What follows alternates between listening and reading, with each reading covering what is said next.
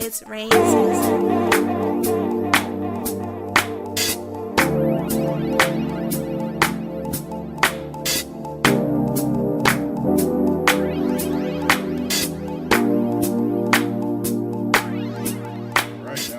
We are live. We are live. What's good, fellas? How you doing? Okay. We good. Good. Big Cap in the house. You already know. Big Cap NBS. Right. Man, we gotta talk about this Travis Scott shit, bro. Yeah, Okay. that shit was All wild. right, That's- we starting there. Start it off, because we've had talks about this. So where y'all? How y'all feel about outside of the shit, man? You talked about on the phone, like Right, the satanic shit and all that. We'll get into that. I want to talk about the actual John first. What do y'all feel? Do y'all think Travis Scott should be canceled? Do y'all think Travis Scott is 100% at fault? Like, just your complete thoughts on the situation. I feel like you can't just hold him at fault. You really can't. It's just like your whole team is nutty. That's what I'm saying. It's just so like you think he's in the wrong? They're in the wrong. Huh? It's just like, the way they handled it, like your whole team and shit, it's just like, it was just totally trash. See, my thing is, though, I'm looking at it from the perspective, like, you got a motherfucker whose concert and his whole ambiance, like, revolves around drug culture. Right. Like, you got a whole bunch of people there on fucking drugs. So my first question is, why is your 14-year-old kid at a Travis Scott concert? That's a very good point. I've heard a lot of people talk about that too. And Like even with like his, it's wild. Like, he was the youngest who died, right? I think so. Yeah. I heard the youngest was a 10-year-old. Why? Yeah, Why? the 10-year-old Yeah. was, I heard he was in critical condition. Oh, okay, all right, Yeah. okay.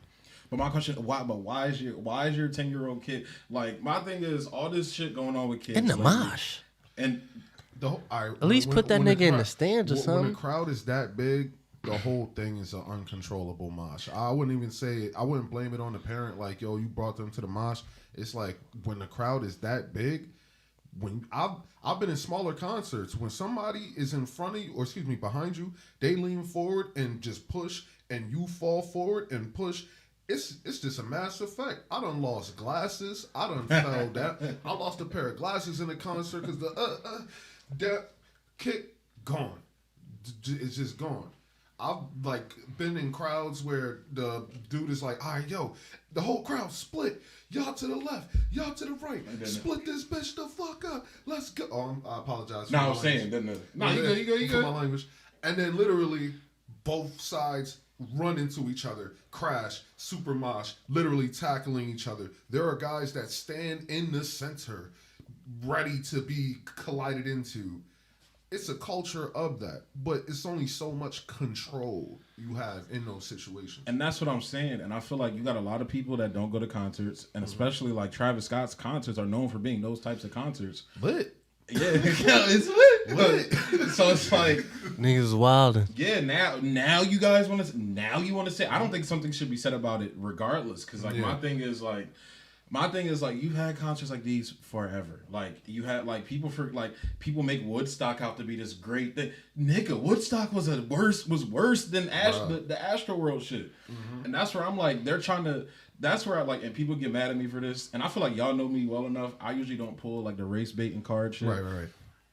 I feel like there's some race shit behind this, John. Honestly, I'm gonna be completely honest. There's a lot of white people that's talking heavy on Travis Scott right now because they think he represents certain things. And it's like, all right, that's kind of weird. You guys never said this about Ozzy Osbourne and Iron Maiden. Y'all niggas never said this shit about Woodstock. Y'all glorify Woodstock. Like all these other concerts with white people. They were Pearl Jam. Like I literally read an article about like a list of like concerts that basically went to shit. Pearl Jam was on there. They just performed at fucking Obama's birthday. Remember the Woodstock 99? Nah, I never heard of that. That like they tried to redo Woodstock and it was a like terrible thing. I forget what it was, but people were throwing around trash and like there was shit on fire. Like it was wild. They went crazy. And then just outside of just concerts and shit, like you had people like, dog, we witnessed when the Eagles won the Super Bowl, they fucking destroyed Philadelphia. Oh yeah, I don't wanna niggas hear flipping shit. cars, Nigga, lampposts. I don't want to hear shit from white people about any of that type of shit. Honestly, for real. I don't want to hear none of that shit. because I feel like it's, and when I say like a racial aspect, more so hip hop. I feel like you're starting to see this demonization of hip hop. You kind of saw it with like the conservative, more right leaning, like the Ben Shapiro shitting on Cardi B, where I'm like, if you're Ben Shapiro, why are you talking about Cardi B? Whatever though, that's a whole other conversation. You know, Candace Owens talking about Cardi B and all this shit, but they love niggas. They love niggas. These rap artists like Kanye when you start talking the shit that goes with them.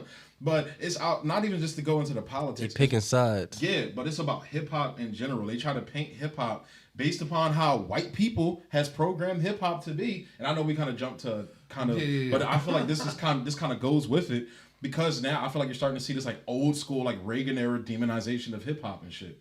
Like, and it's very weird to see, because it's like people try to paint hip hop like it's Travis Scott, Cardi B, when it's like when you look at the top selling artists, they're top selling artists. But you got the Kendricks, the Coles, the Drakes, the Hoves. Even I would put Kanye in there. He just dropped a fucking gospel album. How many records did he sell? That's what I'm saying. They never talk about the positive shit within hip hop.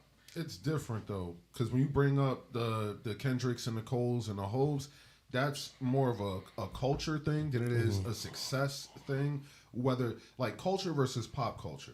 Like if I say culture, I'm talking about hip hop. If I say pop culture, I'm talking Fortnite concerts. Okay.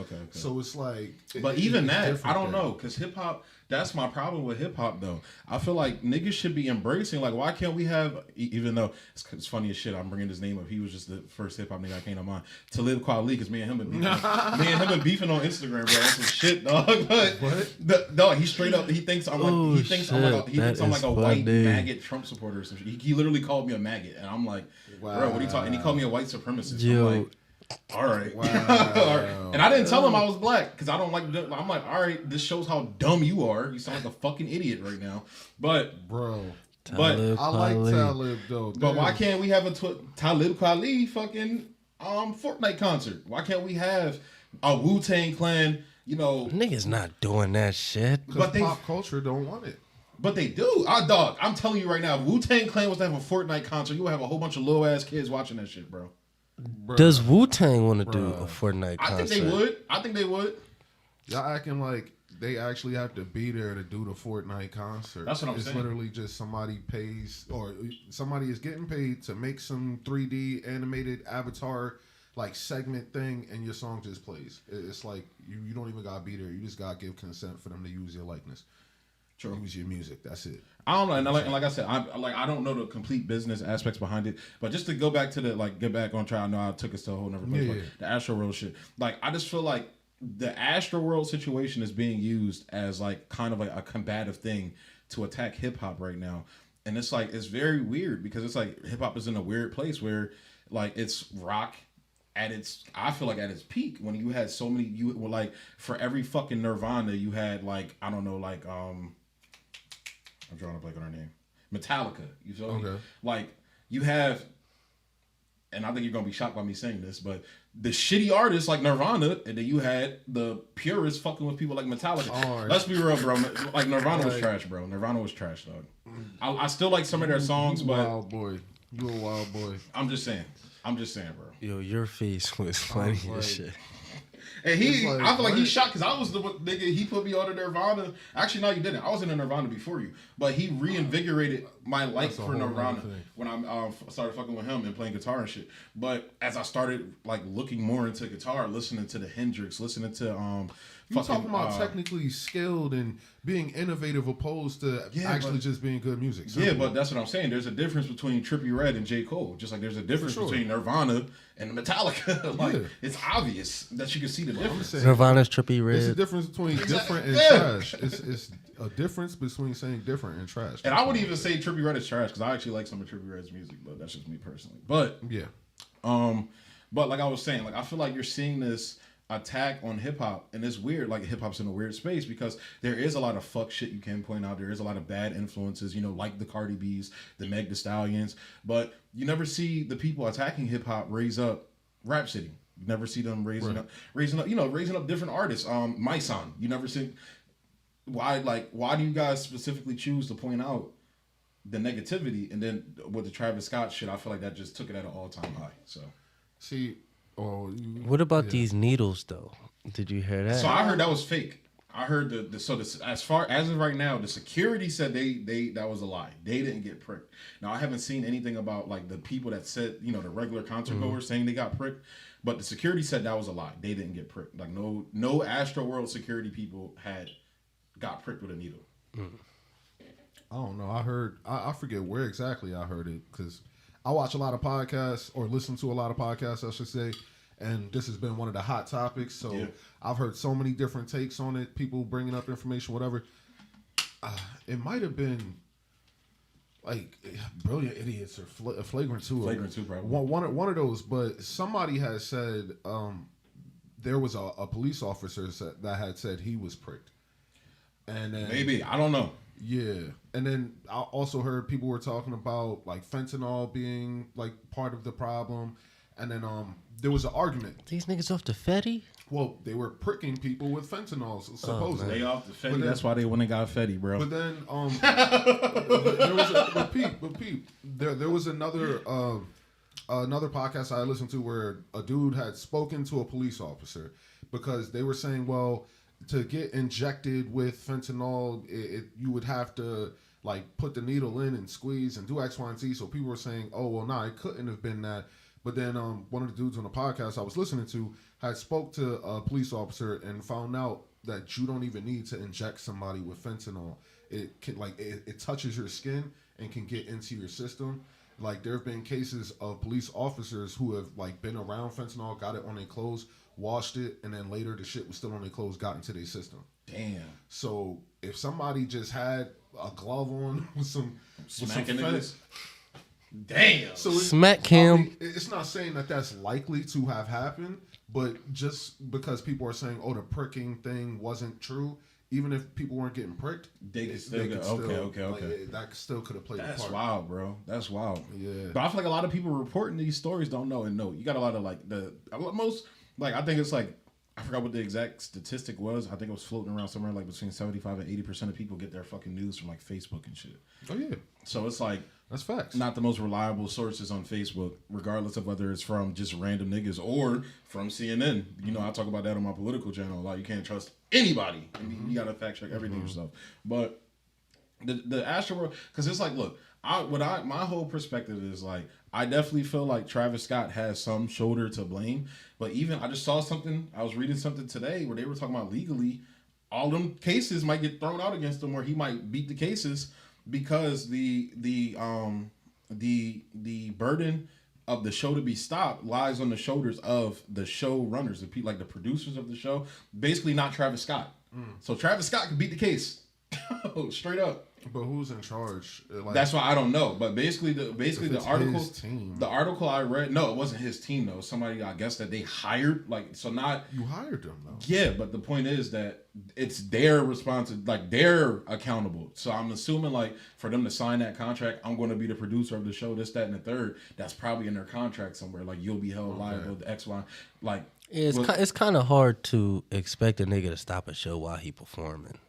Like he in the middle of his set, it's a bunch of people. He not really there, but it's like they watching, they monitoring shit. Like I was even watching CNN was covering it. Like my cousin had the news on and shit and everything.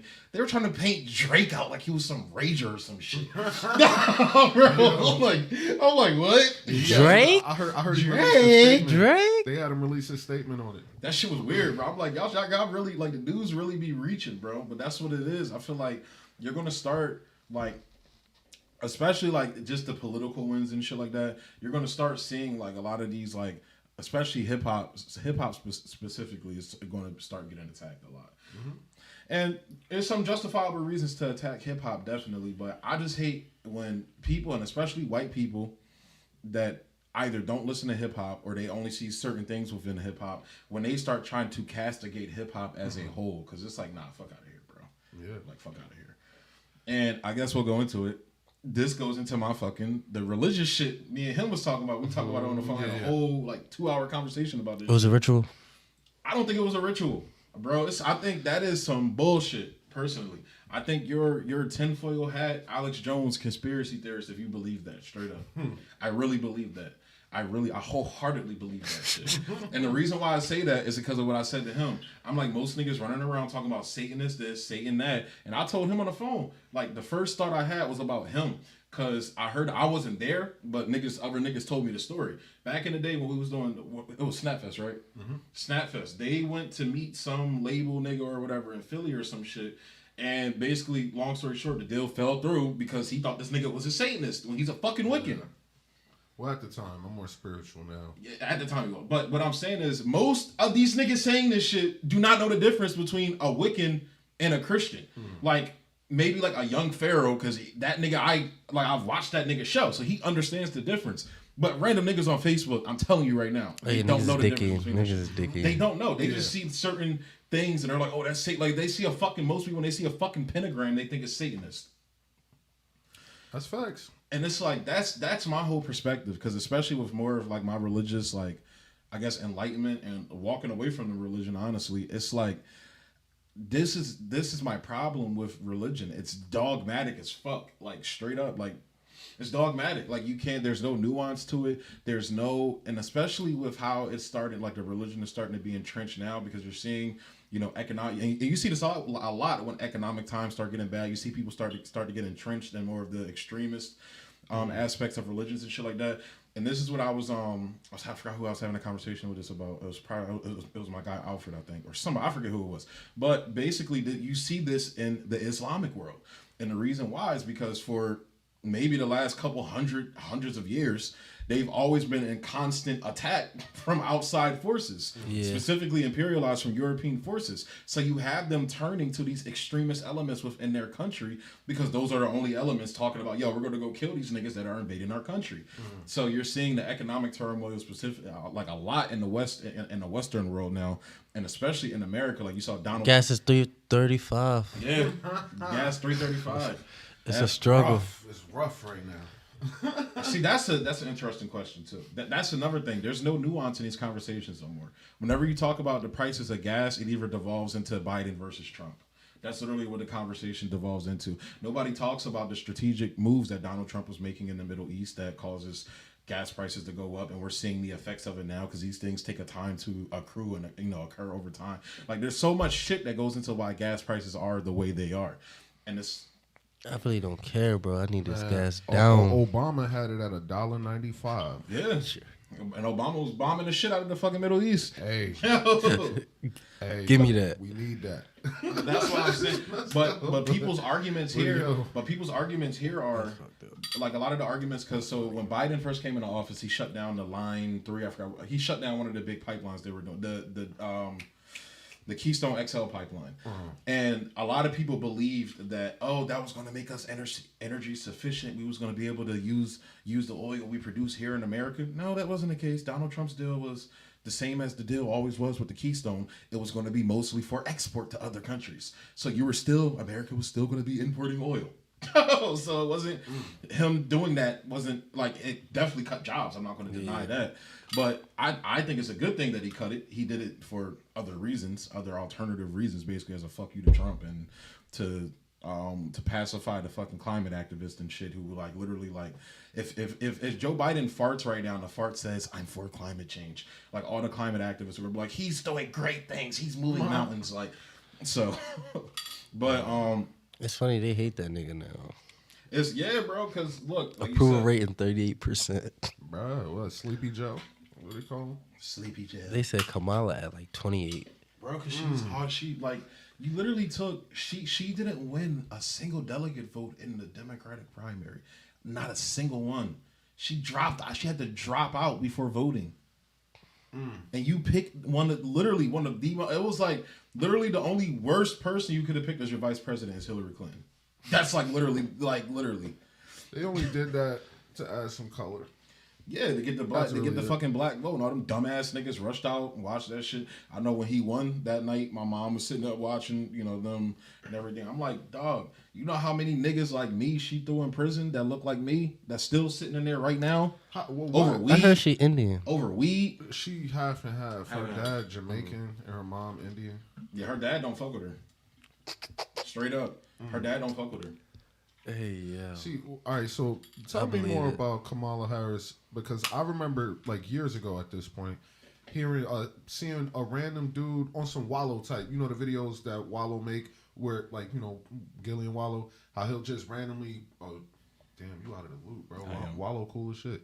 But he make a lot of videos where he just be spitting game and just be walking around doing whatever. So it's a dude. He just randomly was like, all right, so Pete, Kamala Harris did X, Y, and Z, and she locked up X, Y, and Z. Don't do like pretty much just saying like beware, hate on her, she against black people type deal.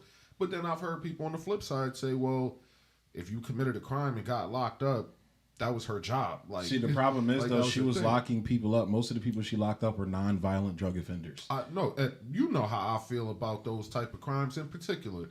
I'm not saying she should. Oh yeah, just The go lock Supreme everybody Court up. of the Supreme But- Court of the United States went to her and said, "Yo, your district in California, like your state, well, not her district, her state, because she was the district attorney of California. Yeah. Your state has an overpopulation problem in the prisons, so we're ordering you to release." Some of the people, specifically non-violent drug offenders. Yeah. She said no, and the reason why she wanted to was because she said that would upset the prison labor system. Wow. That was her argument for why she didn't want to let people out of prison. Okay. That's wild. That is wild. That was pretty much like, I'm not giving up my slaves. Pretty Yeah. exact, basically, and that is why Got you know comment picked on up. my show I shit on Democrats a lot, but I like to bring the nuance to it because I get a lot of like right leaning people, and I don't have a problem with right leaning people, with conservative minded people. Don't have a problem with them. I agree with some of the things they say, but the problem is when it's like either they point Democrats, and they think Republican good, or they think Democrats, Republican bad too, but Trump, and they try to hold on to Trump. It's like they're all the same nigga. There's no difference between Joe Biden and Donald Trump, except Joe Biden doesn't tweet mean things and he falls asleep during interviews. That's the only difference between the two niggas. Yo. They both used to fuck with Epstein. I mean, the game is the game. bro. Game's the game. But what I'm saying is like it's no difference between these niggas. But overall, this is my thing though. There's no nuance in any conversation, whether it's the Travis Scott shit, and you could probably or the politics, Biden versus Trump, gas shit. That's my whole thing. There's no nuance to these conversations. It's always this. I believe. There's never trying, like what you say, trying to get to that objective truth, trying to get to the actual truth. Like there's no journey for that anymore. And I feel like even in like you see that in and I'm probably gonna get demonetized for this shit, but I don't care. I'm not even monetized, but they're gonna fuck with my video for this. You see it in the COVID shit. Like you see all these niggas. I don't know how y'all feel about the vaccines and shit like that. You get vaccinated? But you see all these niggas running around talking about you have to get vaxxed to help grandma, this, that, and the third. No, you dipshit. The consensus between all scientists, Joe Biden's like the head of his COVID response, literally said everybody is going to fucking get COVID. If you want to protect yourself from having, extreme symptoms for going to the hospital and shit like that, which is only with people with comorbidities or whatever that shit's called. Niggas like me, kind of you, fat niggas, people with diabetes, shit like that. Those are the niggas that are really going to suffer from this shit. But if you and basically the whole thing is if you're that scared of COVID, go get the vaccine. But you're just as likely to get COVID from a vax person, you're just as likely to get it from both unvaxxed and vaxxed. That's the science right now. Yeah, because it doesn't stop transmission, right? At all. No, at all. So that's the conversation. So you see all these vax people saying, well, you got to get vaxxed to protect this X, Y, and Z.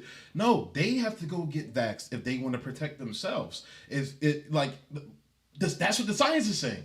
But everybody's ignoring the science. Now there's a whistleblower from Pfizer. Everybody's like, well, don't get the Johnson & Johnson. The Moderna's okay. Really get the Pfizer. There's a whistleblower coming out of Pfizer now basically saying they were fudging the numbers.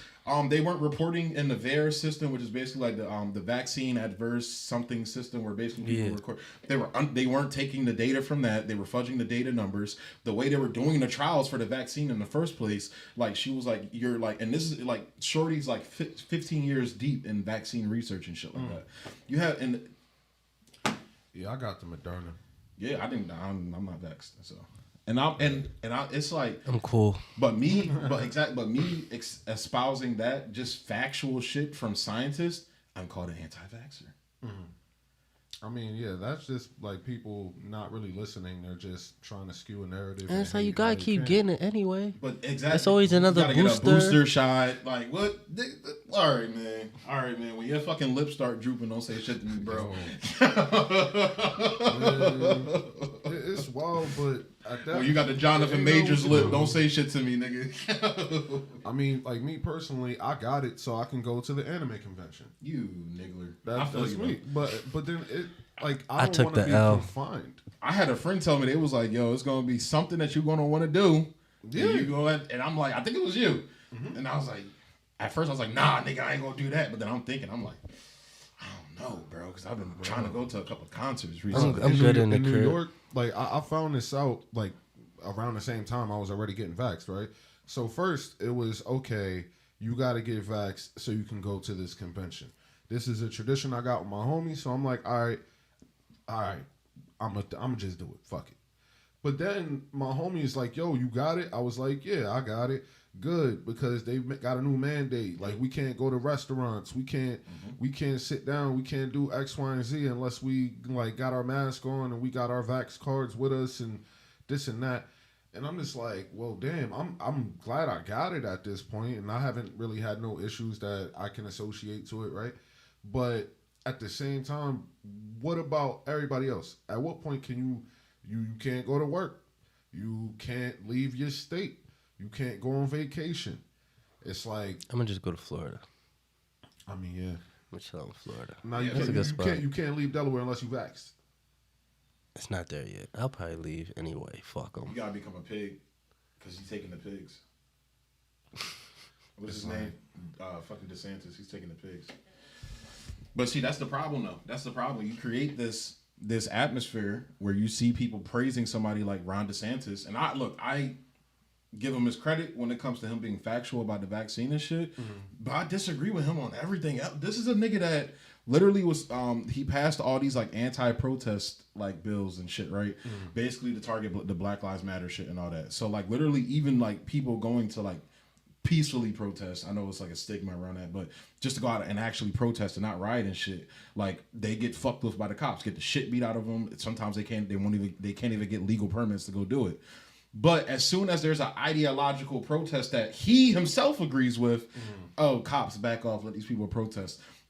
The CIA sanctioned Cuban protests that happened over this past summer.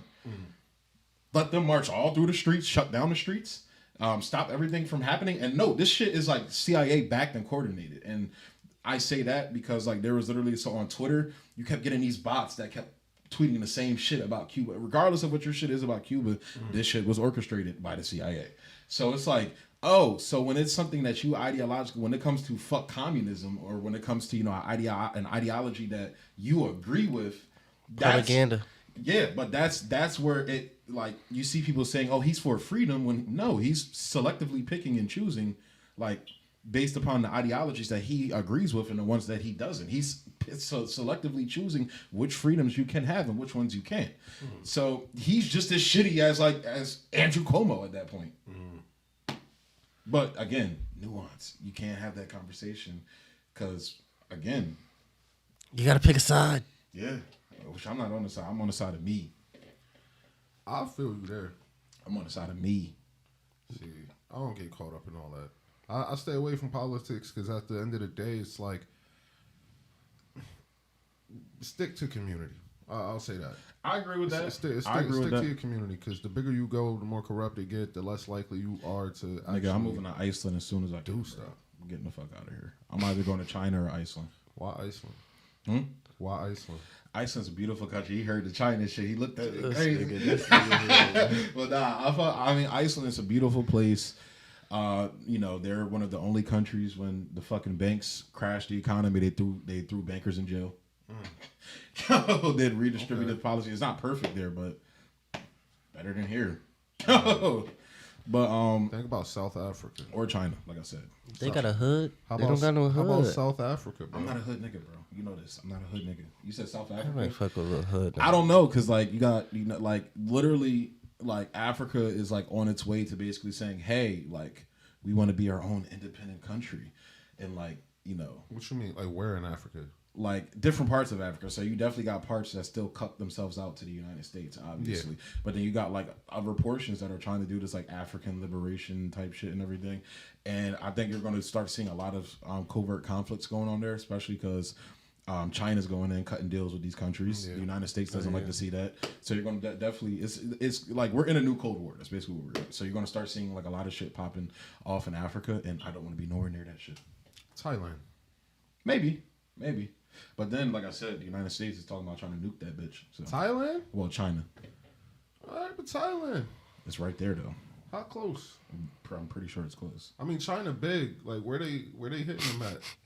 They hit them in the middle? Beijing. If they hit them in the middle, we good. Ain't Beijing like east? That's the only thing that would stop me from going to China. That's east. That's United west. States and them beefing, nigga. Is that West China or like I'm? Hold up a minute. Like I'll stick to like Japan, live on the beach in Australia. In the east, like all the way on the side, little island on the side. They just did this fucking AUKUS deal with Australia where they about to get these niggas nukes. Who, Japan? Nuclear submarines, nuclear powered submarines. The United States just did a deal with Australia to give them nuclear powered submarines. Basically, part of their effort to contain China. Well, damn. I mean, it's a difference between nuclear powered and contains nuclear weaponry. You say you're trying to see where Beijing is, right? Yeah. Well, yeah. No, Thailand. I was saying Thailand. Thailand. Is Thailand like how close is it to China? And depending on where they hit, I might be out in Thailand, get me a nice little thing. You feel me? Chill on the beach, spend my American money. Let's see where we at with it. Let me see. Thailand on the world map. You know, you could just type in Google Earth and just like search it real quick. Yo, shut up, bitch. Nigga, you not Jamie. I'm Jamie, nigga. I think Jamie worked faster than this. Just hit the home, like go to the main page, not images. It's China, so China's right there. China right where? China's here. This is China. Yeah, I'll be alright. Nigga, if they have a nuke, bro. Where is it hitting? And then you got. You know they test nukes out, right? Yeah, but they still got past like 2 countries. But then you got to worry about India and China because they got beef too. Okay. So they gonna be dropping nukes. What they got beef for? India, where India? They got beef because of territorial skirmishes and shit. Where India at? Right here. India's right here. China's here. I'm good. What you Thailand, talking but about? they're shooting missiles across from each other, nigga. Bro, I'm cool. Like, Thailand is literally going to be, and especially, all right. So let's say, let's say nukes, right? But let's say India and China start beefing, right? Yeah. You're gonna have soldiers all in that area fighting each other and shit. Because you're gonna have India and China basically taking countries saying we have to occupy you to protect you from the opposing country. I don't know. I feel like they safe enough. I don't know. And literally, nigga, the power of the nuclear tripping, weapons now, we all dead, bro. Honestly, I'm saying, but you know they test them. You may have a greater chance at Antarctica, honestly. I've been thinking about moving to Antarctica too. That would be kind of lit. Fuck that. Yeah, cool. Making mucklucks and shit. Yeah, I'm just not. I'm not a hood nigga, so I'm not worried about any of that shit. So. I try to stay away from Negroes. What Hawaii looking like? Hawaii be alright? I can't fuck with Hawaii, bro. Why? Too many volcanoes? Too many volcanoes. Like it's too much history there that I don't fuck with. I'll say that. What? Shit. Like the United States literally said, "Oh, hey, what's up? Gimme." Yeah, I just dropped the top. Yeah. But nah. And then on top of that, I'm just not like I don't know. I like cold regions. I'm weird like that, and I know I'm a nigga, but I like cold places. Go to Detroit. You didn't like. Or no, go to Toronto. I was thinking about it, but Canada's fucking policies are crazy too. Their COVID policies. They're worse than the fucking United States. Oh shit! Damn. Go to Puerto Rico. Too many niggas there. Really? Damn. All right, go to Colombia. Nah.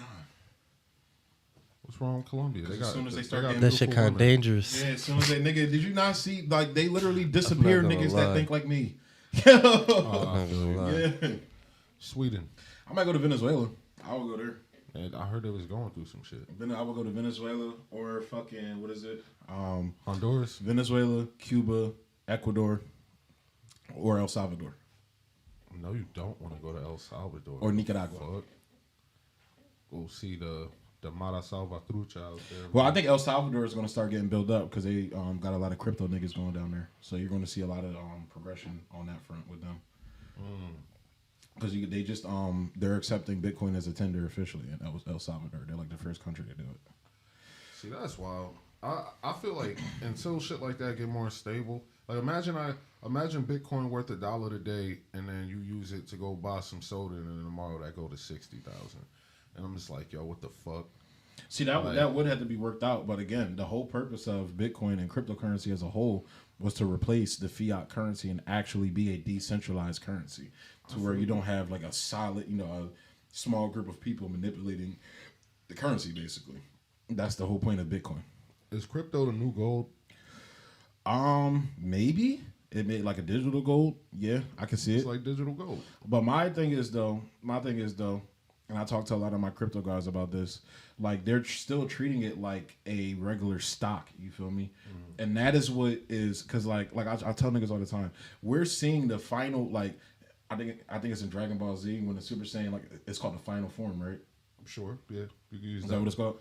Yeah, like for like a Frieza type character. Yeah, for currency, like digital is the final form of currency. Like there's nothing beyond that you can do with currency. Like going digital is the final form. We're about 55 to 65% there. So it's like when you keep treating the cryptocurrencies, which were like Bitcoin specifically was designed to be a decentralizing thing, basically taking the power away from basically the wealthy, the old money, taking the power away from them and putting it in the hands of the masses. When you allow it to be treated like a stock and commodity, where the stock market is controlled by them same niggas that it was made to combat, you're giving the power to them. You're giving the power to Elon Musk to be able to manipulate Bitcoin whenever the fuck he wants to. And that's my issue with how people are treating it. They're only, oh shit, I see it going up, I'm gonna buy it. Now it's going down. No, hold that shit. Like you saw it with the Wall Street bets. That's the best way I can explain it. When the people say some shit is lit, that is the shit that's lit. When the people dictate and decide, like they say, fuck all that shit you talking about. Fuck politicians, billionaires, whoever the fuck you are, power structure. Basically. It's a wrap. Fuck what y'all talking about. We doing this. It's a wrap. Hey, you know who used to say that shit all the time? And I think this is a perfect segue. You know who said that shit all the time? This nigga's a genius, bro. And I think y'all know who I'm talking about. Kanye fucking West, bro. Kanye fucking West, bro. This nigga, Mr. West. Did y'all see that Drink It's Champs Ye. joint? It's Ye now. It's Ye. Yay. The nigga formerly known as Kanye. We're gonna call him what Donda named him. Did y'all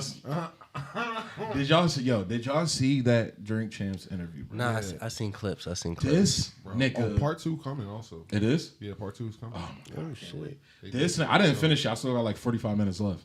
You gotta watch that shit. This nigga was going in on John Legend, bro. Not yet. There was points where they weren't even talking about anything related to John Legend, and he would just be like, "You know what that kind of remind me of? That just remind me of how y'all know John Legend gonna do what them folks tell him to do." Yeah. Like, he was going in on straight that dissing. I Like, even think it was. I don't think he was pulling it out like randomly, but he was definitely in his bag over it. because John Legend is a beta blue fuckboy, dog. Like. Especially and like I'm not gonna go too much into politics because we already talked about that a little bit, but especially when it comes to that political shit, he's gonna shuck and jive and tap dance for them boys. Like that's just what it is. But how'd you feel about Kanye's point though? As far as like how Pusha was the one that stayed quiet, he disagreed, but I disagree with him on Big Sean because Big Sean didn't really say shit either. So Big Sean didn't say, "Yo, West crazy for this," or "Yay on some like weird shit." He ain't say nothing like that. I don't remember. As far as I remember, I don't remember him saying anything. this nigga not tweeting. Nothing that made news to where Kanye would see it because I didn't see shit. The only niggas that was really saying shit outwardly was Chance. What, you ain't peep? Kanye don't need the news to be up to date. This nigga actually on his phone, like No. But what I'm saying is like Big Sean, unless he said something to Kanye privately, he didn't say anything like that publicly. That's what I'm saying. Where John Legend was saying shit publicly, like Chance was throwing little shots publicly. Like it was a couple other niggas too that were saying shit publicly. Like nah, we not with that. I think Cole said something about it. A couple other rappers, but Big Sean wasn't really saying shit like that. But my thing is like this nigga, regardless of whether you agree with his shit or not, like they like niggas like John Legend were using that political angle to castigate, like, fuck you, this, that, and the third, where you saw Trump was chilling. Trump was like, all right, you know, he's running, okay.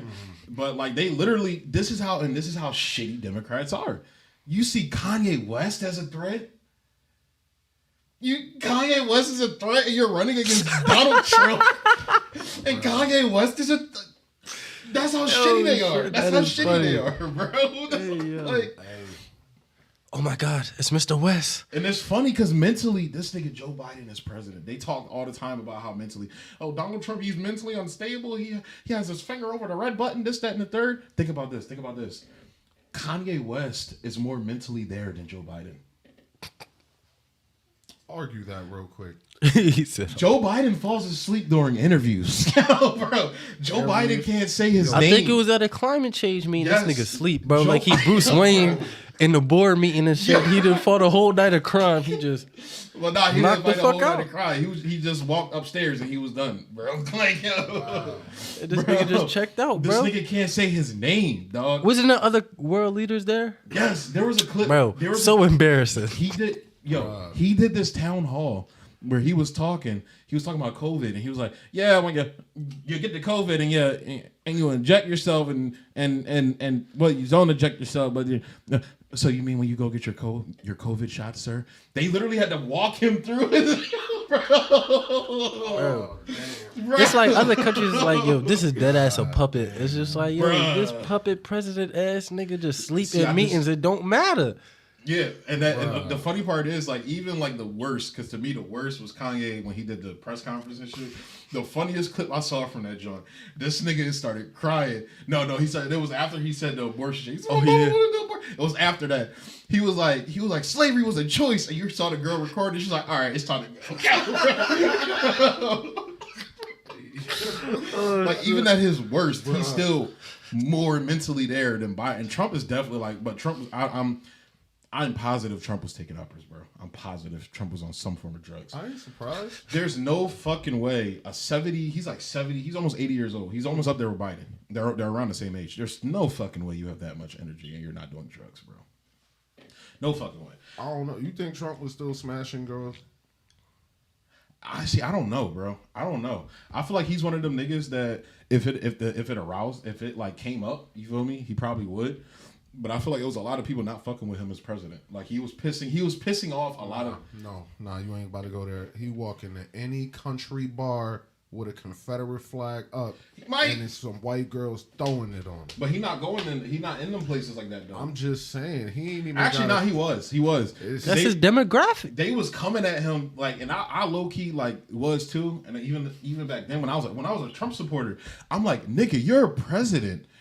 Why are you still going around like you campaigning, my nigga? This nigga's still doing rally and you won. Like 3 years later, like at a rally. I beat Hillary Clinton. Nigga, we know. You've been here for 3 years. Bro, he like the groupies. Do That's something, what I'm saying. nigga. When you smashing at an older age, you stay young. Yeah, remember that night outside your crib? Do something, nigga. Remember that shit? You know what I'm talking about? With Benny. No. Oh, I'm trying to remember. Your fam. Think. Do something, nigga. Oh, yeah. They looking at him like that. I remember. Yeah, they looking at him like that. He like, do something, nigga. Like, nigga, it's been 3 years. What are you doing, bro? You still campaigning talking about Hillary, Nigga, you can relax. You can relax. But he was funny as shit, dog. Trump was the funniest president, bro. Funniest president. I give him that. Funniest. I give him that. There's nothing like niggas like. No. Stop. Bill Clinton wasn't funny. No. No. Dog, Donald Trump would flame the shit out of Bill Clinton. I'll bro. take that back. You got it. This nigga was it. on stage at the Republican National Convention. Shorty was like, Donald Trump, you've been accused of calling women fat pigs that you don't like and being misogynistic. You called them ugly fat dogs. He said, Ellie, Rosie, Adana again. Nigga. You got that. Bill got second though. Bill is corny, bro. Honestly. He a little funny. He's not though. Well, his accent is. I did not have sexual relations with that woman. That shit. Nah, yeah, Trump definitely had some hoes. Nah, Bill was out there smashing. He probably was. Trump And they got better at hiding it too. Yeah. I feel like Niggas swear presidents be so great, but they just be like some nut ass niggas. Niggas, bro, They, they really they do. just regular nut ass people, yo. I think Obama is the like dog, he most did coke. sociopathic, bro. Obama did coke. I'm not going to say Yeah, that. I I don't heard know. No, But, he admitted it in his book. all right, cool. What I'm saying is that nigga's a sociopath, definitely. That nigga, he's like those like. So just to go into the politics a little bit, there's this new thing in the Democratic Party called the New Democrat. Basically, you had the old school Democrats that was like for the worker, you know, like New Deal era Democrats. Well, they started losing not because of the policies they were pushing for, but because they started feeding more into the elite class, into like the managerial class, basically. And then like one election cycle, they was like, fuck it, we're just gonna become Republicans. like literally, they said we agree with them niggas, we're just gonna become more like them. So like they call themselves New Democrats, where they're like, oh, we basically fiscal and economic policies started to align more with the Republican Party. That's why you see them arguing over CRT and all this bullshit, because they don't disagree on anything economically. Literally, they just disagree kind of on the culture shit. Like people forget, like Obama just started accepting gay marriage, like his second term. Yeah. Niggas forget that shit. Like they're kind of not Republicans, just like they're. But Obama, but he's like that elitist. Like when you hear like the Trump supporters talking about the liberal elite class, like oh, like we're gonna trust the professionals, like you know shit like that. He's the ultimate quintessential representation of that, and it's even more so because of his black skin, his half black skin. I'll say that. But Damn, you gonna do him like that? I mean, I look, I'm not one of these niggas running around saying he's the first mixed race president. I don't be saying that dumbass shit, but you feel me? Like that's a nigga. You gotta keep it a buck. If he wasn't Obama and he was walking down Chicago and like he's getting fucked up by the police, like that's just straight up. Yeah, the nigga had a fro. Yeah, he had exactly. He had it wrong. So, but that's my point. Like this nigga was sociopathic, like remorseless. Like just read into his drone program. Ruthless.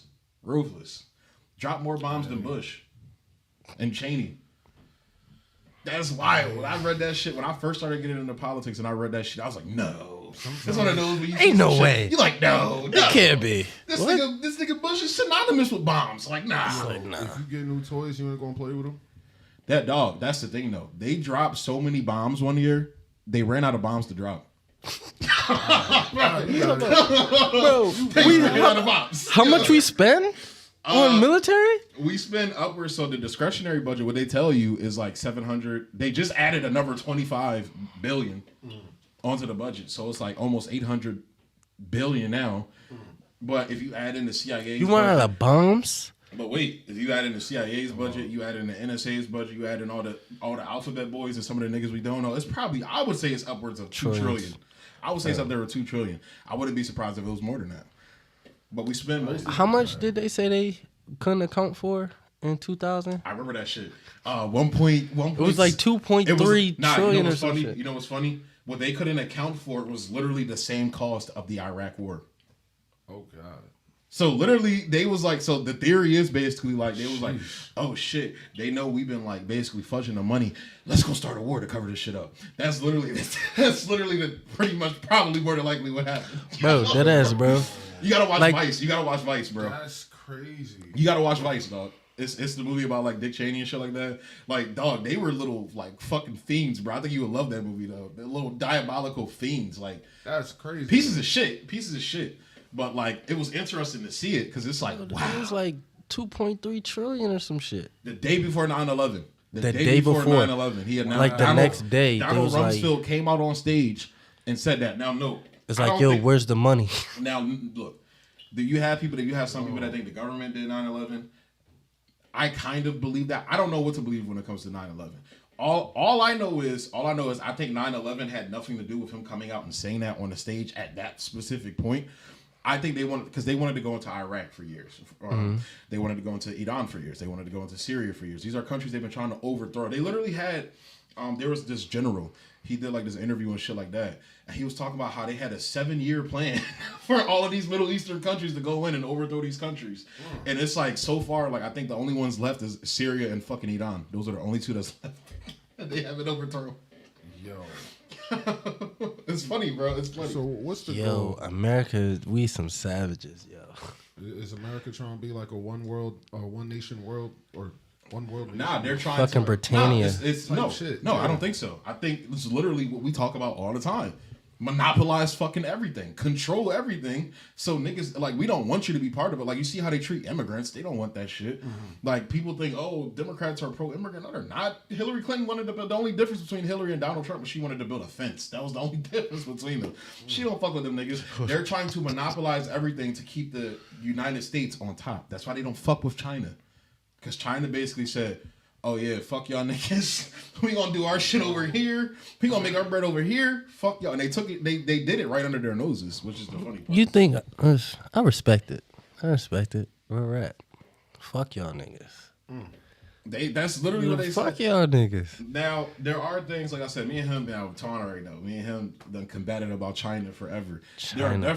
There are definitely things that you could critique China about, but a lot of the main shit they critique China about is either vast what you looking for? Vast misrepresentation or just flat out bullshit, like straight up.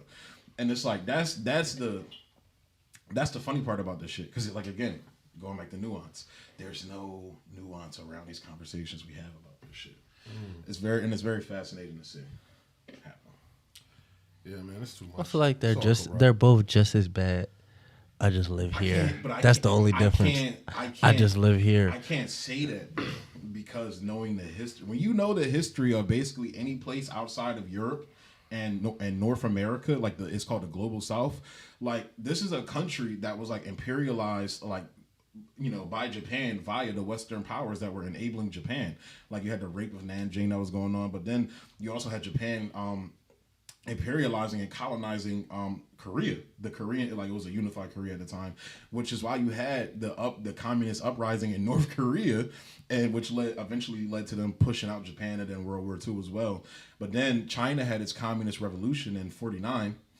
Like, that's when it concluded and everything, and that's the beef with Taiwan. So the whole thing with Taiwan was They're an independent nation, right? no, they're not. That's the crazy part. They're not. So basically, just think of it. But they're not a part of China. They are a part of China. Okay. But I'm paraphrasing here. But basically what happened was China had its civil war. You had the communists on one side, you had the capitalists on the other side. Really totalitarian dictatorship. That was the real dictatorship.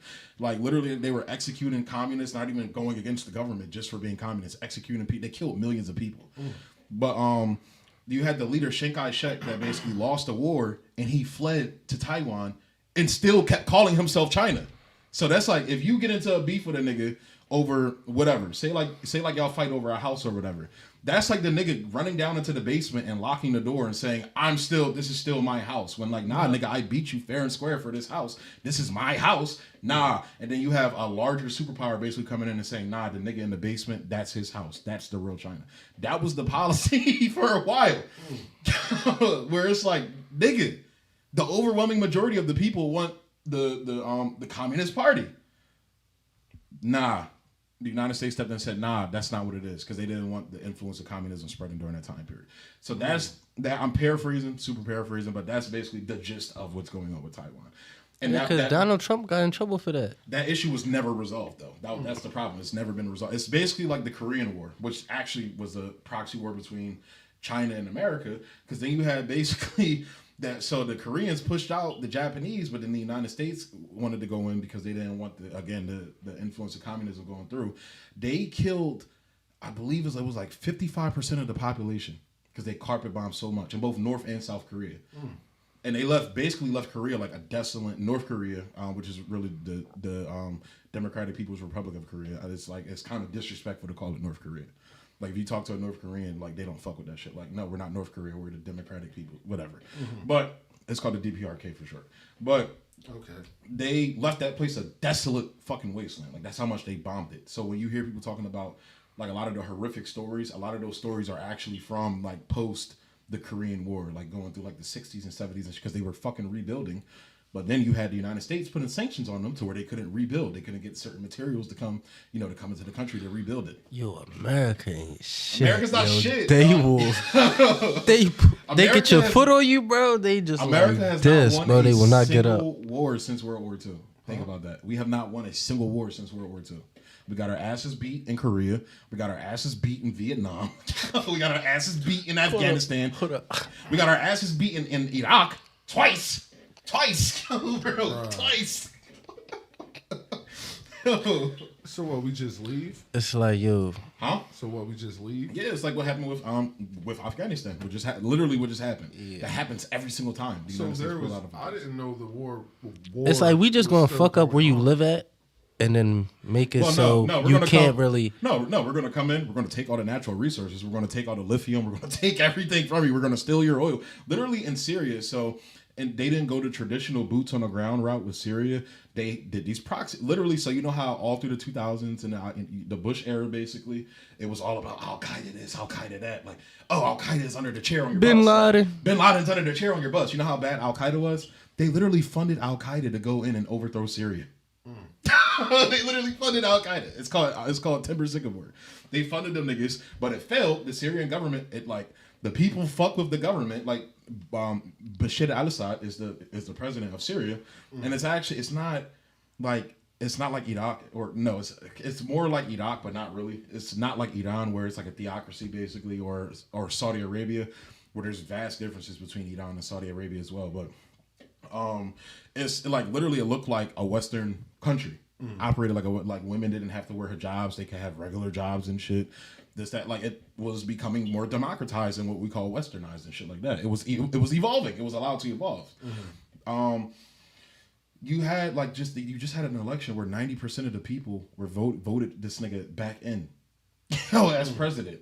And then on top of that, like it made the Western powers look so bad because they was running this propaganda about how this guy is a brutal dictator. His people don't like him because he brutalizes them. He brutalizes women. You notice they say the same shit about every leader they want to overthrow. He brutalizes women. He kills his own people. X, Y, and Z. They know niggas gonna fight for the pussy. Yeah. So literally they closed down. So whenever you have like a refugee crisis, like people will if there's like an election, they go vote at the I think it's called the embassy in the country, in the country there. So the Syrian embassy in France, and a lot of the Western countries like France, Germany, they closed down the voting polls because people was voting for this nigga. The nigga that was propagandizing them the whole time, bro. And that shit was not working at all. Yeah, they closed down the embassy so they couldn't vote. And literally, and that's when the press started like disseminating, like, oh, like the election's rigged, this, that, and the third. Like, it was like, oh, I thought when you spoke against elections and said when they were rigged, you're a right wing Trump supporting nutbag. Wow. It's crazy how Niggas pick and choose. It's crazy how when you want to follow the military industrial complex's narrative, that's when it's okay to be against. Okay, I get it. America's a mafia, bro. It's literally like Goodfellas, bro. Like niggas, like you're going to do it my way, or you're going to do it my way, or you're going to do it my way, or you're going to die, literally, and we're going to make you suffer. Yeah. And then but with Syria, they fought these niggas off. So literally, they was like, all right, fuck it, we're gonna go the Russia route. So when the Soviet Union fell, basically, the United States did what is called the Balkanization of a nation, where they had like these different basically dictators and rulers occupying different parts of the European bloc, like the Soviet bloc and shit like that. Mm-hmm. So that's why you saw them going in and overthrowing a lot of these dictators because they installed these niggas.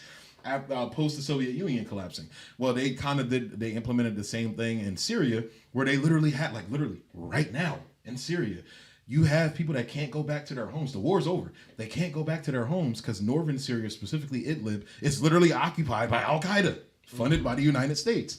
And the Uyghurs they keep talking about China, all them niggas, a lot of them niggas went to go do jihad in Syria. And they're literally you have Syrian people that's like, yeah, fuck the Uyghurs. There's a Uyghur family living in my house right now. Because they can't go back. Because it's literally, if you're a woman, you have to operate under Sharia law. If you're, for example, there's a lot of people who are, what is it called? They don't believe in Islam. They turn away from Islam and shit. What's the word when you turn away from a religion? Or atheist? Or not atheist, but they just don't follow Islam. Whatever. I don't know. I forget what the word is.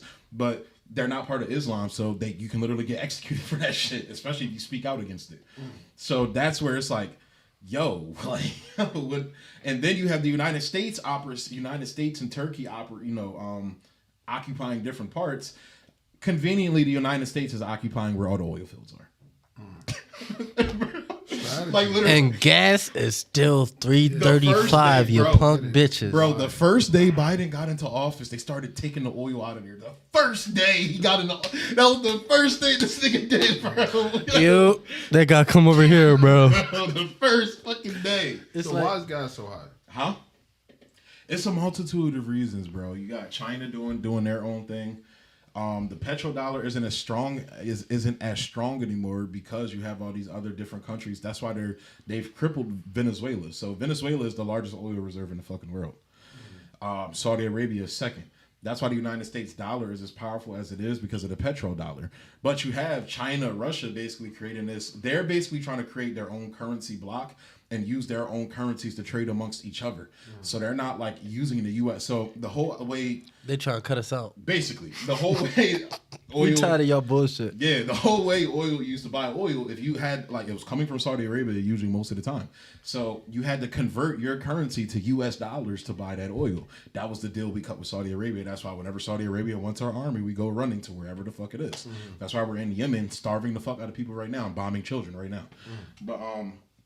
But you have them creating basically this economic block amongst themselves. Like basically every country the United States doesn't fuck with. Literally, minus like Venezuela, because Venezuela is like all the way on the other side of a lot of the Latin American countries are trying to get into this block, but it's easy to fuck with them. The United States to fuck with them right in their backyard.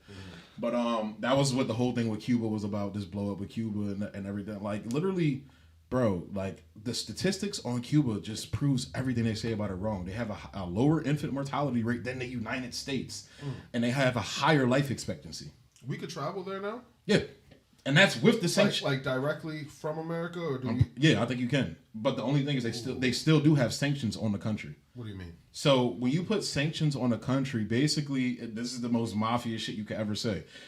Bet any American company that buys shit from them niggas, we're gonna fine the fuck out of you for it. And any country that buys shit from them niggas, we're gonna fine you for it and cut treaty or cut like you're not gonna cut ties with you basically kind of. Basically. It's like, yo, that's my ex. We don't fuck with her no more. If you fuck with her, it's beef. Basically, because Cuba was basically a colony of the United States. Yeah, we don't fuck with this bitch no more. So when they talk about the poverty in Cuba, when they talk about people are.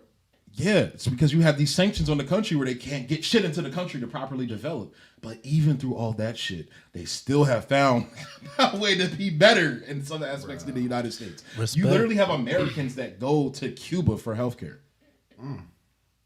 That sounds wild. I never heard of that. Yes. They get prescription drugs. They get healthcare. Literally, you don't have to pay anything to go there to see a doctor. Cuban doctors are known around the world as being the best doctors in the fucking world. Yeah, I never heard that before. That's in the world. To hear. Literally, when COVID broke out, they sent all of these Cubans. So literally, this would happen. So the president of Brazil right now, his name's Jair Bolsonaro. He's basically like Brazil's version of Trump, but a little bit more extreme. And he loves Trump. So he's basically like anti-Cuba, anti-communist, like fuck Cuba. So the Cuban doctors went to Brazil and he expelled them out of the country. COVID started getting so bad in Brazil. They were begging them niggas to come back. Bro, that's my fault. I know I kicked you on some drawing shit, but we really need help right now. Yo, that's sad. That's a sad story. And that's what's going on with this shit. It's like you got to read behind the lines, but people don't. And look, I know I have more like leftist ideologies when it comes to politics and economics and shit. But it's like, nigga, take the politics and economics. This is right in your face. Like, it's there. Like, dog, I know you saw the Bill Gates shit. The Epstein shit. Yeah. This nigga, Bill Gates, went on PBS that he funds, by the way, too. I forgot how much funding he gives them.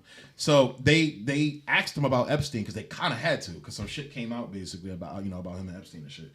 And she asked him, just the routine questions. How did you know him? What was the nature of your relationship? Of course he bullshitted his way through it. We all know what it's documented what your fucking relationship is.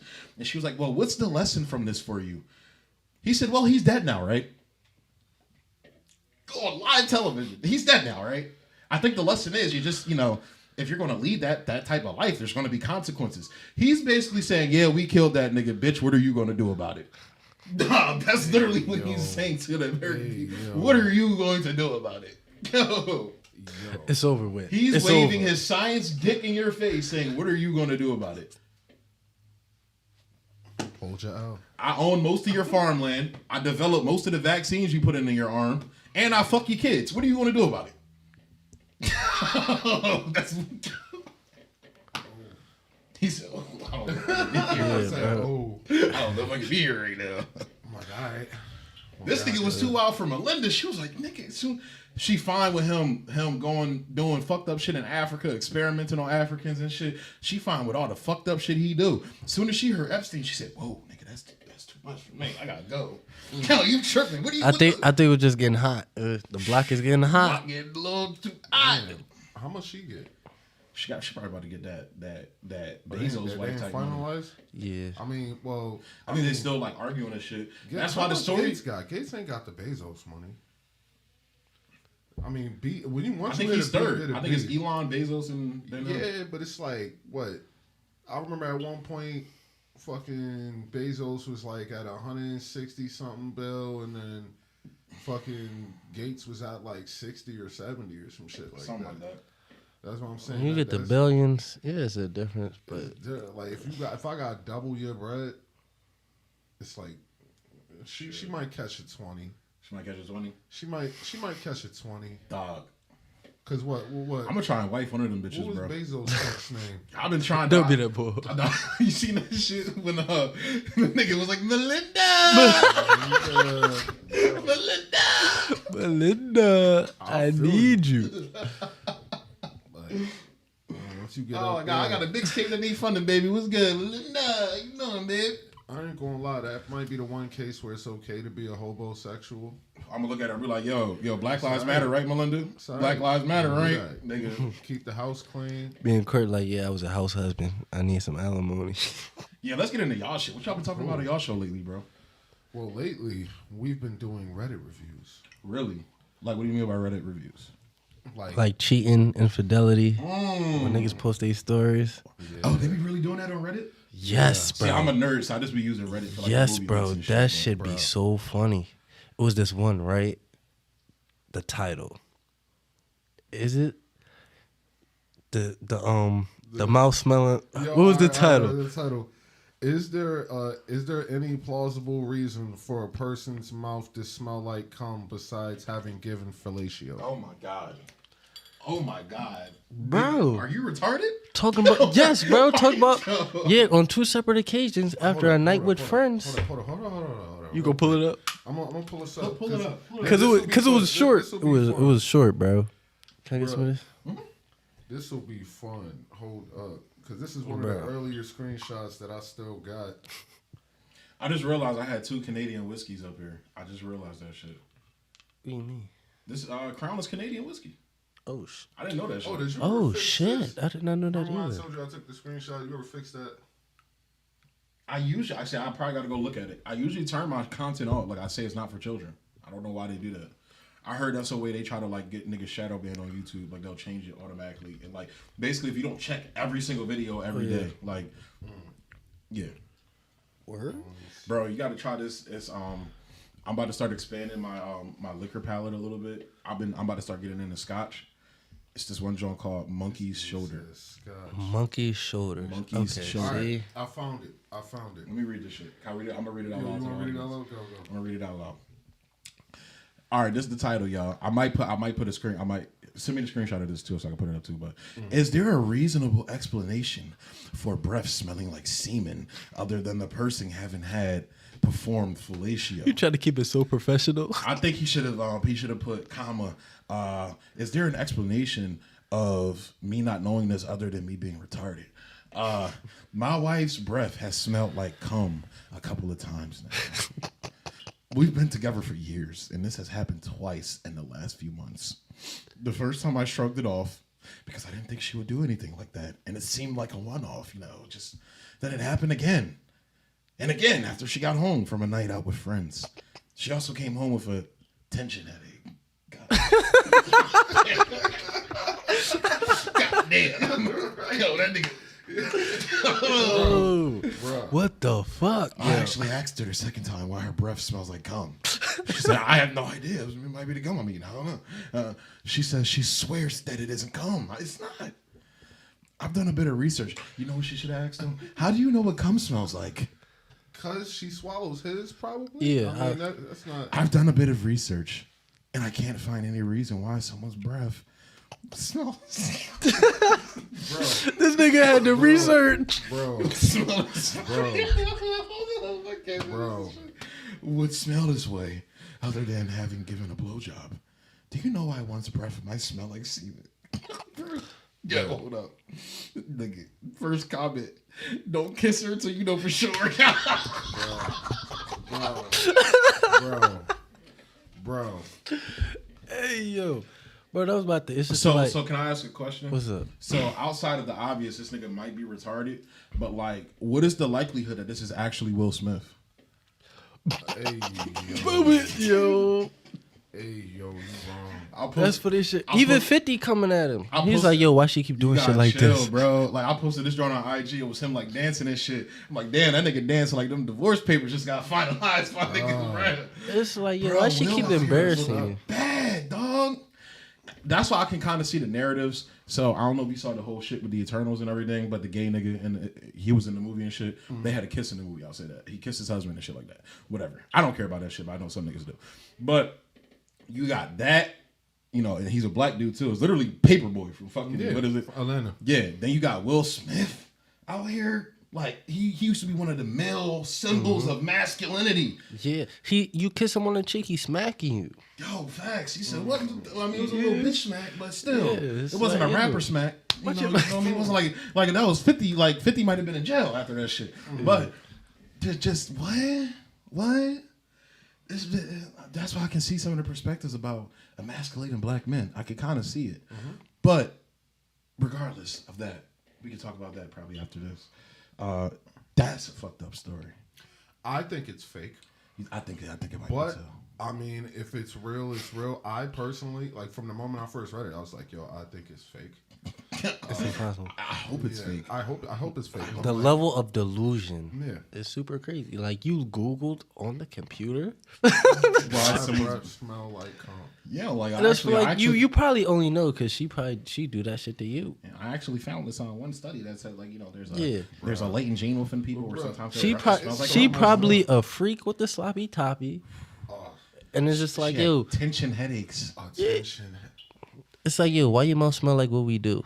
And why your neck strained and you got a headache from it?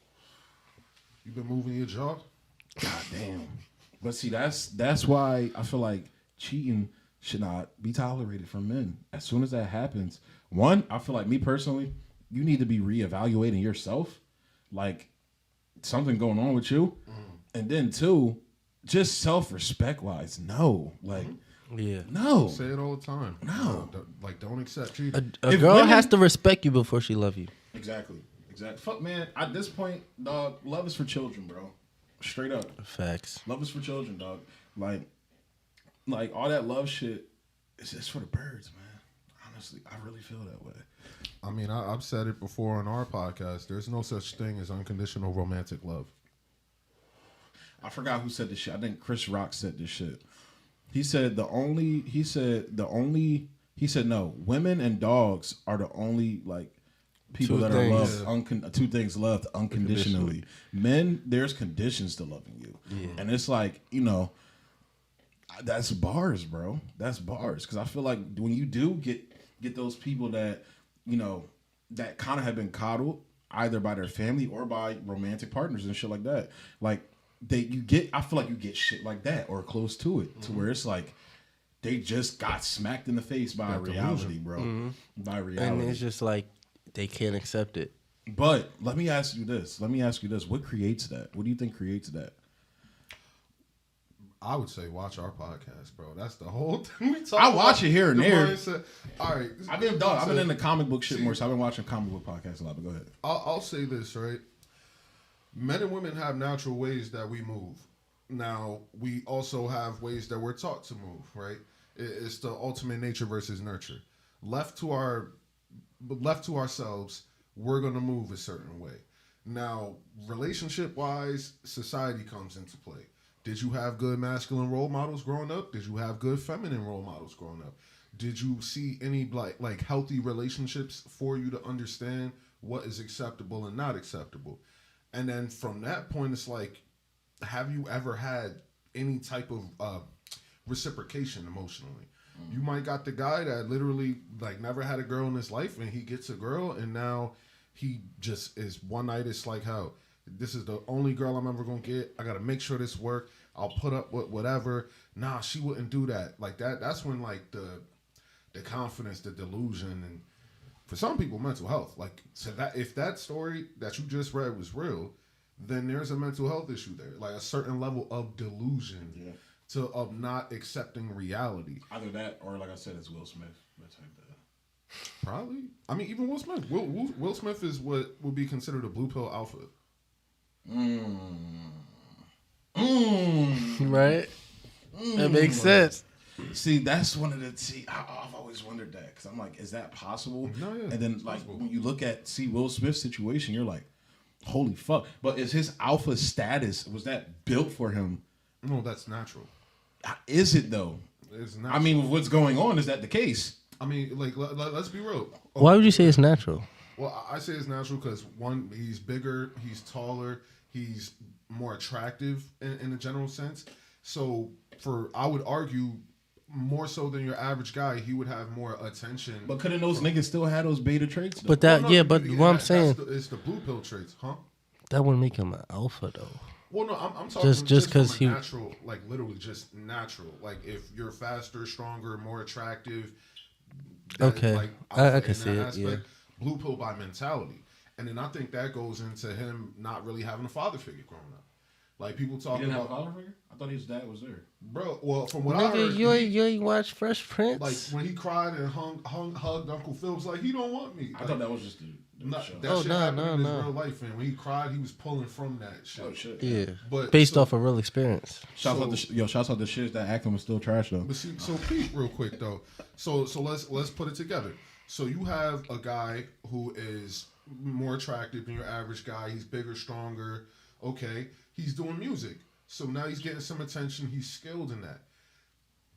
Arguably alpha to some extent naturally. But even in his raps, he wasn't really an alpha. No, that's not what I mean. Not like as far as being aggressive. That's not what would make you alpha in that particular scenario. Okay. It's having a skill. Being better than other people, so to speak. Yeah, like I'm better than you at rap. Okay, yeah. Whatever, we got tracks. Anyway, when it comes down to it, we got tracks. When it comes down to it, the mentality. If you grow up with a single mother, you have no reference. No, I would say more likely than not, growing up with a single mother is depriving you of a good reference from what a good masculine role model is. So now your mother is going to try to give you that, but she's your mother. You're learning how to be feminine, but not only that, you're learning to accept this as what it's supposed to be. Yeah, I had even though my mom was single and shit. Like I was raised in like a community atmosphere, so I had like, I feel like I'm a mixture of all the men that's lived in this house, like my uncles and shit, my grandfather, even my cousin to some extent. Like I've had like different masculine influences where you can definitely see the feminine traits from the single mother shit, but then like that masculine shit kicks into gear for me because I was around them niggas too. So it was like, and then I had different aspects because my uncle's like alpha. But he's like a nerd like me. He's into Star Trek and shit, this, that, and the third. But he was a football coach, so he knew because I remember one day he was talking to me. He was like, I was like, yeah, I was playing football at the time in high school. I was like, yeah, I'm a nose guard. Is that defense? I would line up right in front of the center. I don't know what that's called. Oh yeah. He was like, yeah, you need to talk to the coach and get you on the offensive side of the ball. I was like, wow. He said, you don't got the personality to do that. Like he was like, you need to be a killer, like straight up. Cause so he like understands. Yeah, linebacker, you gotta try to take niggas out like no mercy, like that's your thing. I'm knocking you like Sean Taylor. I'm knocking you to facts. You be able to put your force into somebody with Brian like Dawkins, fucking what's the other nigga name? Ray Lewis. This nigga peeled a nigga muffin cap back blue. Still you would probably be good on offense too. Yeah, you would. Because it's just like for defense, you can't worry about the other person. It's like that Mike Tyson mentality. I would tell you I'm trying to kill niggas in the ring. I would tell you to play baseball. I don't think Grav got it for football, bro. I don't think Grav got it for football, bro. I don't. I'd rather like become a skinny guy and play soccer. But I'm gonna start getting into soccer, dog. I was just talking to a friend about that. I've been fucking with MMA more and boxing. I actually was in the conundrum this past Saturday, because they had the Usman Kobe fight, and I thought Usman's my favorite UFC fighter right now, but then Canelo was fighting too. Yeah, I'm like, oh fuck, what's going on? I ended up watching the UFC cards and shit. Every single fight, it was like the fights were so good. It was the first fight on the card. Literally, that set the tone for the whole night. Every single fight on there was good, but that first fight was so fucking good. Literally, I think Rogan was like, "Yo, this is the best fight on any other card." Literally, that's how it was, a dope ass fucking card. There was no Conor on there, no John Jones, none of that shit. Like you had Rose, I forget what her name is. It was Rose something. I forget what her name is. Talking about Thug Rose. Yeah, Thug Rose. It was Thug Rose versus Zhao Weili, the chick from China and shit. That was a good fight. That was a solid fight. You had Frankie Edgar versus somebody, I forget what that nigga's name was. Good cards. Yo, I got a new MMA crush. Oh. Her name is Stamp Fairy. You ever heard of her? Or Stamp Fairtex or some shit like that. I got a crush on Angela Hill because her dad was Barney Hill. I don't know who that is. Barney Hill, you know who Barney Hill is, right? No. That's the nigga that got abducted by the aliens. Him and his wife. Wow. She literally went on Rogan's podcast and they talked the whole like 2 hours. And she's like, "Oh, my dad's Barney Hill too, by the way." He was like, "What the fuck? Why didn't you tell me that at the beginning of the podcast?" Like straight up, like her grandfather was that nigga. So she like, yeah, that's my crush because she has the aliens connection and shit. I'm like, bitch, I'm trying to marry you and like get abducted by aliens together. I just like the idea of having a girl who could beat bitches up and some niggas up too. Yeah. It's like, like imagine just like a ball. Amanda Nunes will fuck a nigga up, bro. I feel like. I mean, yeah. Or Cyborg too. Cyborg, like she could fuck a nigga up. She's definitely beating all of our asses in here, bro. Yeah. If Cyborg and Nunes walk down here, she's fucking all of us up at the same time. I'm chilling. I'm good. I'm good. You know what? I'm good too. I talk a lot of shit, but yeah, I'm good. I'm good. I keep. Hold on, I gotta talk about you, bro. I gotta talk about you and these fucking. This nigga. Every time I see this nigga on Instagram or some shit, this nigga always got a different hairdo. This nigga, I forgot. What the fuck? Hold on. It's been a minute. I gotta switch it up. You was in the plaid. You and the nigga was wearing the same plaid shirt and shit. Y'all was arguing about that shit on Instagram. Shiz recorded y'all. My man's. This is the last pod. I'm about to show you. Shiz put it on IG, but I hit Shiz up and I said, I gotta say, because I thought the shit was so funny. Oh my god, I gotta hear this. I was like, yo, Toine look like he about to smack the shit out of anime at the barbecue. This nigga, I had my shit out, yo. Bro, he had the joints out, bro. Dog. My shit out. Yo, he looked like what's the uncle from the Proud Family? Bobby. He look like Bobby if he let his hair down, nigga. Bruh. What's funny, my sister was talking about straightening that drug. Bruh. I was like, no. Man, I still got my hair down low, bro. I'm growing it out. It's gonna take a while for it to get back to where it was. I'm about to have dreads again. Nah, I'm not. I'm gonna take care of it this time, bro. For real. I'm gonna be picking it out. I'm just gonna let it grow. Pick it out right now. I kind of, nah, I don't need to. It's I brush it. Dread. I brush it. All right. But I want the Cornell West, bro. I want the Cornell West. You don't know you know who Cornell West is? I recognize. It sounds familiar. Have you ever seen The Matrix? He was in The Matrix. He's like he's like a black, like he's like he's into politics and shit. I thought a lot of you know the character's name. Cornell West. The Matrix? Yeah, they literally called him Cornell West in the movie. What you talking about? This nigga. Oh, what the fuck? He was one of the elder niggas. That nigga. Yeah. Hold up, I'm about to Google. That's what you want, nigga? How you remember his character name? Because his name was literally Cornell West. I'm saying, how many scenes he had? 2? I think something like that, yeah. Nigga had 2 scenes. I'm a Matrix fan, bro. I've literally, dog. I was talking to him about this shit. I think this next movie is about to be fire, bro. This next Matrix movie. Yeah. I think a lot of niggas are sleeping on it, bro. This shit's about to be fire. Like, everything I've heard about production-wise, how this movie was made, all that shit, looks like it's about to be fire. See, this is like, you can't fuck it up at this point. But it's not. See, I feel like they would put a lot of work into it because they know what it is. Yeah, and I used to be a hater of the second 2 movies. I used to hate those movies until I started watching them more. I started watching the like philosophical shit behind it because I didn't understand the philosophical shit. Fire, they're fire. Now I don't like the execution of how it was handled. You feel me? Like the tonistically and shit like that. Even some of the CGI was kind of wonky, like the fight between him. I mean, but for the time though. For the time, yeah. But even then, I didn't like it when I saw it like. A couple, like 2 years after. I think I rented them from the Middletown Library or some shit. Like, I didn't like the CGI, like, even then. But But regardless, like the philosophical shit they explored in the Matrix is fire. Then I watched the Animatrix too. So that shit, bro. Do you feel like niggas be talking about we live in a real Matrix? I thought this is another shit I talked to this nigga about. I really feel like we live in a simulation, bro. I really feel like that. I was watching this one PBS video. Simulation how? Like, I feel like, so I don't think it's like on some computer shit. I think it's some shit that we can't comprehend because we're in it. And we, like, some of us might even be bots. Honestly, I might be a bot. I don't know. I mean, what's the difference? Like, I feel like, what if it's like Legends? You remember Legends? So you know how like basically Rip Hunter pulled all them niggas because they like didn't affect the timeline and shit like that. But homegirl, what's her name? Amari. She had, or no, Vixen, the older Vixen. Yeah. She had to go back because she had a destiny. she had to finish What it. if it's like that? You feel me? What if like most of us are just here, exist, like basically how we view it, but we've come to accept that and normalize that because that's how we've always gone about. The masses have gone about. Like, there's been billions upon probably trillions of people that have ever existed on this fucking planet. Not all of them made a fucking difference. We only remember some niggas. There's even now there are some niggas we forgot maybe because of history, this, that, and the third. We don't know, like Atlantis and shit. Fucking we don't know certain shit. The ancient African kingdoms and shit, but different reasons. But still, regardless, there's some figures that are in history because maybe they're actually like, what if they're actually part of the prime consciousness or some shit? So what if like there actually are people, like certain people that are better than other people? I feel Or better, but they actually have a greater purpose than other people. I mean, it's the difference between saying like, do we have free will or is everything kind of just set in stone? But that's what the Matrix explores so beautifully. Because Morpheus is an important ass fucking character, but Morpheus don't got shit on Trinity. She's more important than Morpheus.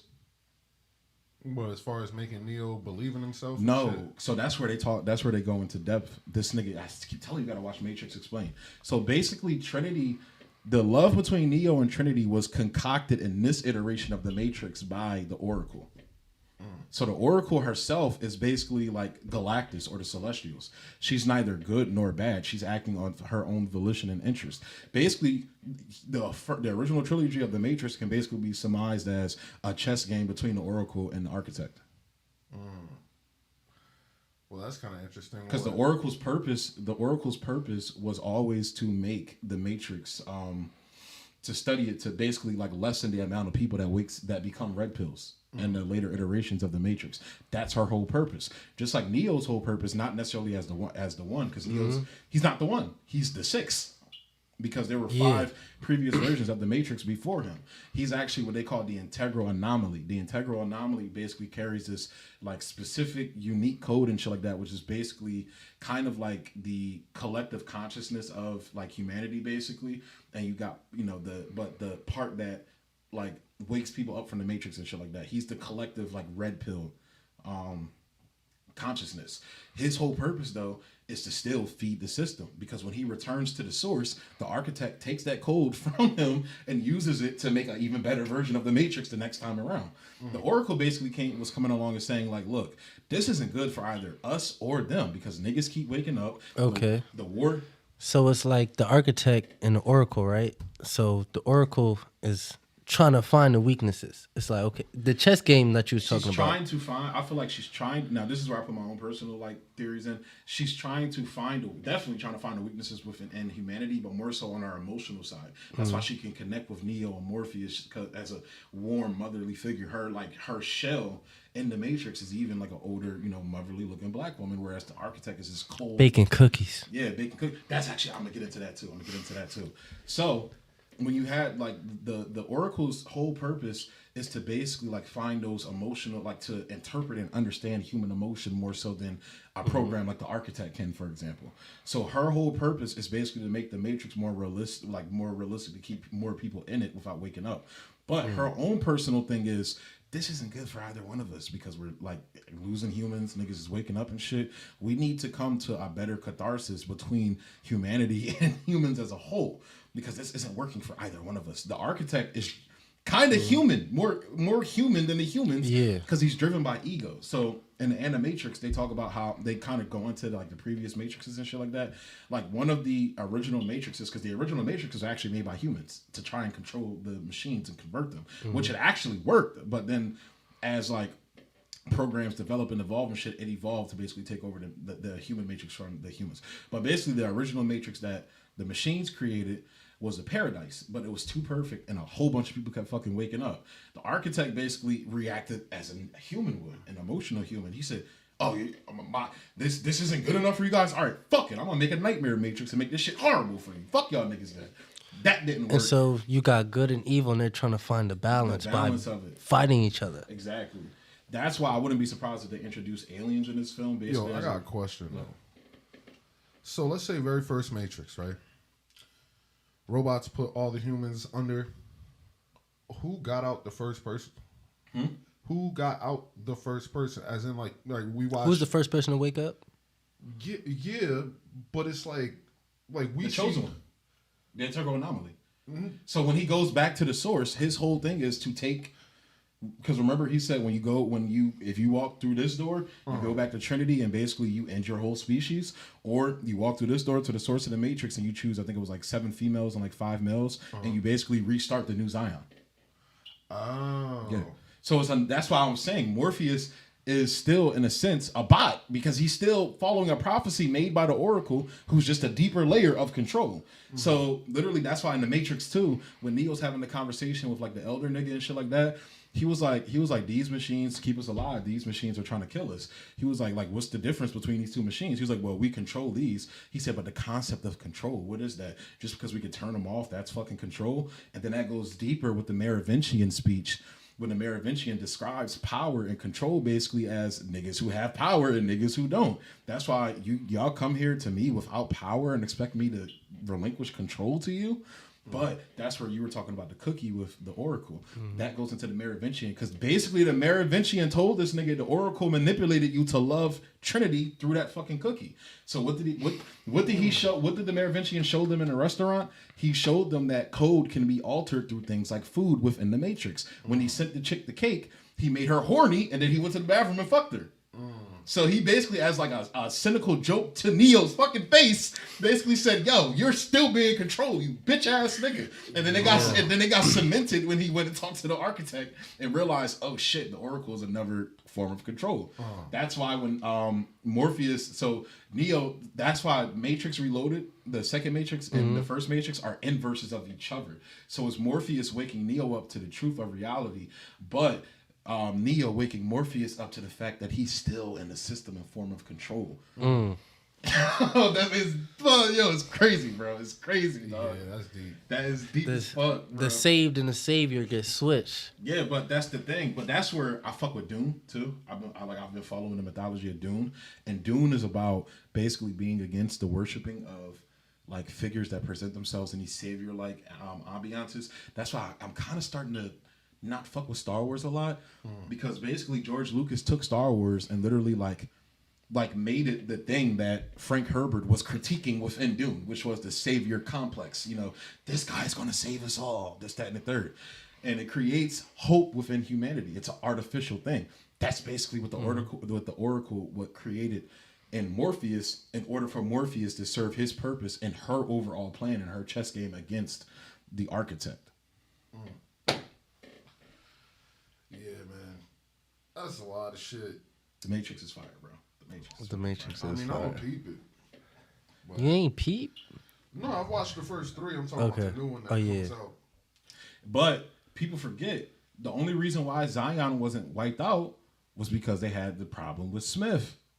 Smith was a new thing. Like, that he could have killed everybody, basically. The human, the machines, and the humans. So that's the reason why Zion was spared. So they didn't reboot. Well, the Matrix still did reboot, because in a sense Neo did return to the source, but not in the normal way the one usually does. Like, he chose Trinity. Like we saw that in the second movie. He chose to save Trinity. That was part of the Oracle's plan to basically bring the machines to the table, basically to manipulate events to the point where they got with Smith. That's why when Smith showed up, she knew what was going to happen, and she had to let that happen. But that's why she wanted to protect. That's why I think the little girl from the third movie is going to be so fucking important, because I think we saw an older version of her in the trailer. And what did she do in the Matrix? And this is why thematically, like, people are like, this doesn't even look like the old Matrix anymore. There's a reason for that. They did it in the third movie. She changed the color. She changed the color palette of the Matrix by making a sun in honor of Neo. So that's why the whole color palette of this new film looks different than the old films. It's not like the green hue anymore. Yeah. Because since Neo returned and gave that code back to the source, they adopted that, and the different programs did their jobs and shit like that, and made the Matrix look more realistic. They brought more color to it. And now I think they're going to explore like the whole aspect of technology within the Matrix itself. And I think we're going to get into like multiverse shit with like multiverses within the Matrix, but the different multiverses being different matrices. So remember when Neo went to see the architect and you saw like those bare constructed doors and shit like that, like they didn't have frames around them? What if those were different versions of the Matrix that weren't finished? They were literally like basically universes in a sense that the machines or the architect was creating. Fire, bro. Fire. It's literally like the Celestials and shit. That's why you gotta see Eternals, bro. Eternals, bro. That Eternals shit is fire. It was good. Like I said, I feel like I'm gonna review it in the most non-spoiler way I can. I feel like the philosophical shit they explored within the film was very shallow because it's a Marvel film and they didn't have it would have been better as a Disney Plus show. By far. I've heard that. It would have been better as a Disney Plus show. But what they gave us in the film was still dope. Like the character, you know, how the characters interact with each other, like the schisms they have that obviously this isn't a spoiler, but they're separated in modern times. Yeah. What the catalyst of that happening was so fire, bro. And I'll just say this, Druig is my favorite character in that film, bro. Druig is my favorite character. Who is it? That's the nigga that controls people with his mind and shit like that. Like you see him in the trailer, like it looks like he's in like a dojo or some shit when he walks out. This nigga, all right, I'm gonna spoil one scene and that's it. Something happened where they were about to do something to a character that would have changed them completely, and like off rip, when they said they were gonna do this to this character, he said, "Fuck no, you're not gonna do that to her." Like stood his ground. Now, no, Icarus is like Superman in this shit. He can literally fuck all them up by himself. Literally by himself. He could fuck all them niggas up. This nigga Icarus he was like, fuck this. Like, you're not gonna do that to her. And I'm actually like abandoning our mission. Like, we're not supposed to interfere with like humans and shit. Guess what? I'm going to. Icarus was like, no, you're not. And he got in his face. He said, nigga, you're gonna have to kill me. Like, looked him in his face like, you're gonna have to kill me. Straight up. That nigga was What's like, up? Yeah. And I'm gonna pause here because the battery's going dead for my camera. I mean, we could finish up for real. Yeah, but Eternals was dope, and yeah, yeah. I'm gonna see it because I've heard some good shit. I mean, besides the whole lack of action, I heard the only It's not a lot of action. This is like literally 80% dialogue. So I heard the only problem was that they didn't go further with the dialogue and like dive into each character. It would have been better as a show. So. Then here with the big cap, my guys. Big cap, NBA's big cap, no bullshit. I'm gonna link. I kind of gotta rush the outro because the camera about to go dead any second. I'm gonna link all y'all socials down below. Just send them to me. But definitely go to YouTube, type in the big cap, and you'll find their shit. You already know. Look, subscribe. Yes, sir, and subscribe to New Age Studios as well. Thanks for tuning in, guys, and peace. We won't be here all night. So smoke and sip and climb. The shine is over, the dark takes over. Your mind will be alright. Wash it down with a hell of a Sprite. Put your cups in the air all night. And if you're sober, grab a clover, follow me, cause we're about to goggles. Baby, can you see me as your eyes broke? Had to punch in like some Tybo. King faded bars, I might go. On top, feeling so fly. Ooh, really getting silly up in your sky. Geeking on the weekends to the sunrise. Bitch, drinking window tweeties open no styles. Loud side turn the screams of my name again and again. Making me tame like yes, baby, that's me. When the road Keep swaying, can't see. Bass beat, numbing under my feet. Jack drop, we bust that sleeve. Papa says.